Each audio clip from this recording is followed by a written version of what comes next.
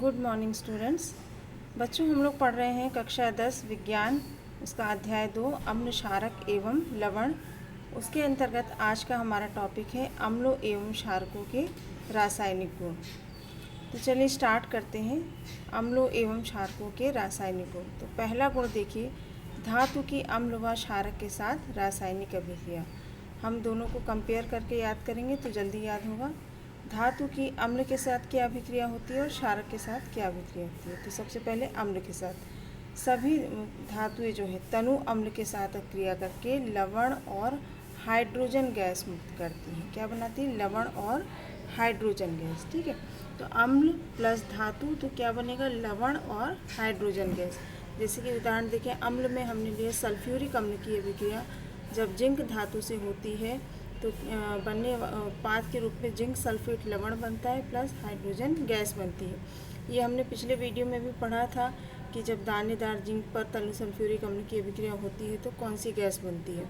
तो ये बिल्कुल वही अभिक्रिया है कि तनु सल्फ्यूरिक अम्ल की जब जिंक या जस्ते पर अभिक्रिया होती है तो जिंक सल्फेट और हाइड्रोजन गैस मुक्त होती है। इसी तरह क्षारक में भी क्षारक धातु के साथ अभिक्रिया करके लवण और हाइड्रोजन गैस बनाते हैं। जैसे क्षारक हमने सोडियम हाइड्रोक्साइड की अभिक्रिया जब जिंक के साथ होती है तो Na2ZnO2 सोडियम जिंकेट लवण बनता है और हाइड्रोजन गैस मुक्त होती है।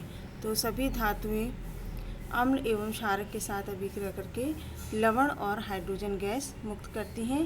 ये हो गया धातुओं का अम्लों एवं क्षारकों का पहला रासायनिक गुण। अब इसके बाद देखिए आता है अम्लों के साथ कार्बोनेट एवं बाइकार्बोनेट की अभिक्रिया। कार्बोनेट मतलब CO3 और बाइकार्बोनेट मतलब HCO3, जिसको हाइड्रोजन कार्बोनेट भी कहा जाता है। तो देखिए, कार्बोनेट के साथ अम्ल अभिक्रिया करके लवण जल और कार्बन डाइऑक्साइड गैस बनाते हैं। क्योंकि इसमें कार्बोनेट CO3 है तो कार्बन डाइऑक्साइड गैस तो बनेगी ही बनेगी।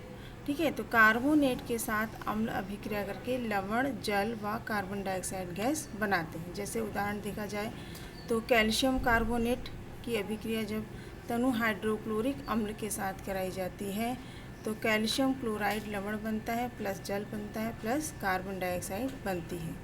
और इसी तरह अगर बाइकार्बोनेट के साथ अभिक्रिया हो तो बाइकार्बोनेट के साथ अम्ल अभिक्रिया करके लवण जल और कार्बन डाइऑक्साइड बनाते हैं। बिल्कुल वही चीज़ इसमें भी बनाते हैं, जो कार्बोनेट के साथ बनता है वही बाइकार्बोनेट के साथ भी बनता है। बाइकार्बोनेट मतलब HCO3। जैसे सोडियम बाइकार्बोनेट, जिसको खाने का सोडा भी कहा जाता है, कि जब तनु सल्फ्यूरिक अम्ल के साथ अभिक्रिया होती है तो सोडियम सल्फेट लवण प्लस जल प्लस कार्बन डाइऑक्साइड गैस बनती है। तीसरा है, अब देखिए इसमें एक इम्पॉर्टेंट चीज़ है कि क्षारक जो होते हैं, अभी हमने पढ़ा था कि अम्लों की कार्बोनेट और बाइकार्बोनेट के साथ अभिक्रिया, लेकिन क्षारक का धातु कार्बोनेट और धातु बाइकार्बोनेट के साथ अभिक्रिया नहीं करते हैं। ठीक है, तो उसके बाद तीसरी अभिक्रिया आ जाती है जो मोस्ट इम्पॉर्टेंट है एग्ज़ाम परीक्षा की दृष्टि से, जिसको उदासीनीकरण की अभिक्रिया भी कहते हैं या अम्ल क्षारक अभिक्रिया भी कहते हैं। एग्ज़ाम में अक्सर टिप्पणी लिखने को आ जाती है, उदासीनीकरण की अभिक्रिया या अम्ल क्षारक अभिक्रिया पर टिप्पणी लिखिए। तो ये भी अम्ल एवं क्षारकों की एक रासायनिक अभिक्रिया है और बहुत ही सिंपल है। देखिए क्या है कि अम्ल एवं क्षारक परस्पर अभिक्रिया करके लवण तथा जल का निर्माण करते हैं। इस अभिक्रिया को उदासीनीकरण की अभिक्रिया कहते हैं। हम लोग चैप्टर पढ़ रहे हैं अम्ल क्षारक एवं लवण, तो आप याद कर लीजिए अम्ल प्लस क्षारक बराबर लवण प्लस जल। ठीक है, तो अम्ल एवं क्षारक परस्पर अभिक्रिया करके लवण तथा जल का निर्माण करते हैं।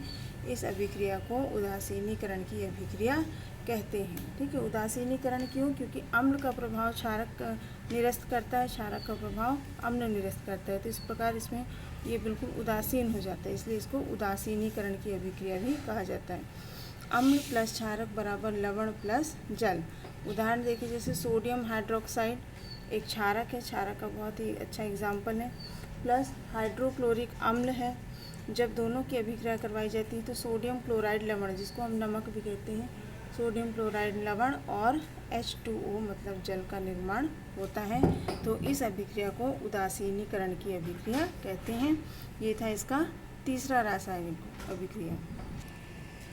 चौथी अभिक्रिया आती है कि अम्लों की धात्विक ऑक्साइड के साथ अभिक्रिया। देखिए तत्व दो प्रकार के, धातु, अधातु और उपधातु, तीन प्रकार के होते हैं। तो धात्विक ऑक्साइड मतलब धातुओं की जब ऑक्सीजन से अभिक्रिया होती है तो उसको धात्विक ऑक्साइड कहते हैं। जैसे सोडियम, पोटेशियम, कैल्शियम, ये सभी धातुएं हैं।